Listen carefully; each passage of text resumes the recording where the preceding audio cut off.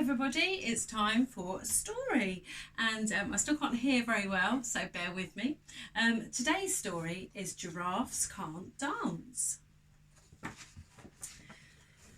Gerald was a tall giraffe whose neck was long and slim, but his knees were awfully bandy and his legs were rather thin.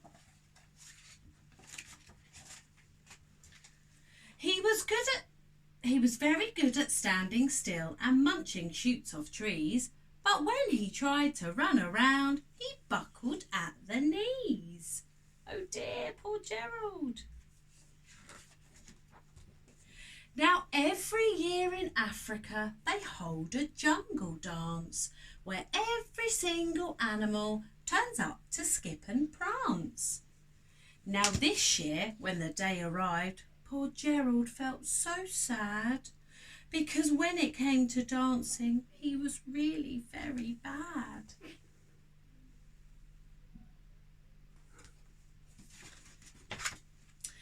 The warthog started waltzing and the rhinos rock and rolled. The lions danced a tango that was elegant and bold.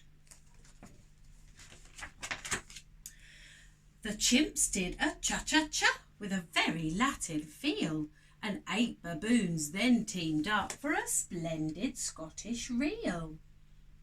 Lots of different types of dancing. Now Gerald swallowed bravely as he walked towards the floor.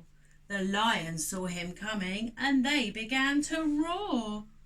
"Hey, look at clumsy Gerald," the animals all laughed.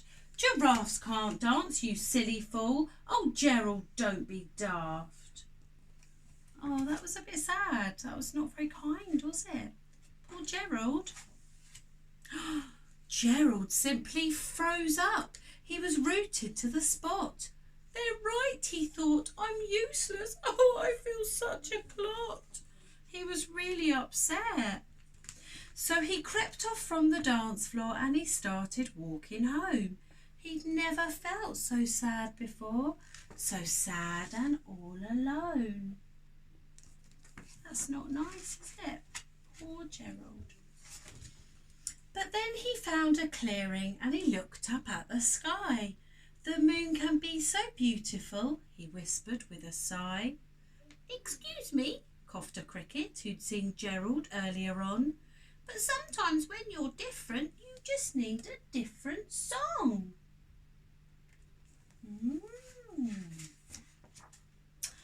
Listen to the swaying grass and listen to the trees.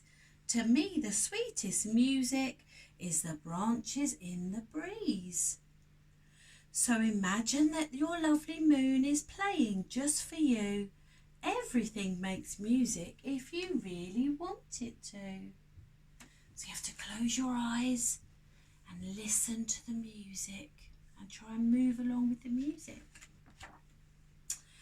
With that, the cricket smiled and picked up his violin, and Gerald felt his body do the most amazing thing. His hooves, they started shuffling, making circles on the ground. His neck was gently swaying and his tail was swishing round. He's moving with the music, the beautiful music that the cricket is playing with his violin. He threw his arms out sideways and he swung them everywhere. And when he went backwards into a somersault, he leapt into the air. Wow, he's so clever. Well done, Gerald. There he is, and look. He looks very happy now, doesn't he? I think he's cheered up a little bit.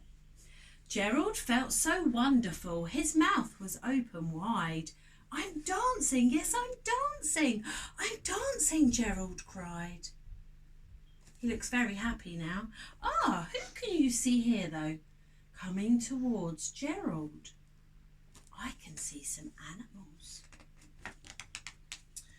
Then one by one each animal who'd been there at the dance arrived while Gerald boogied on. They watched him quite entranced. They shouted, "It's a miracle! We must be in a dream, because Gerald's the best dancer that we have ever seen." And there he is doing his funky moves. Well done, Gerald. How is it that you dance like that? Please, Gerald, tell us how. But Gerald simply twizzled round and ended with a bow. There he is, and they're throwing flowers at him. They really liked his dancing, didn't they? Then he raised his head up and he looked up at the moon and stars above. "We all can dance," he said, "when we find music that we love." Well done, Gerald. See you tomorrow for another story.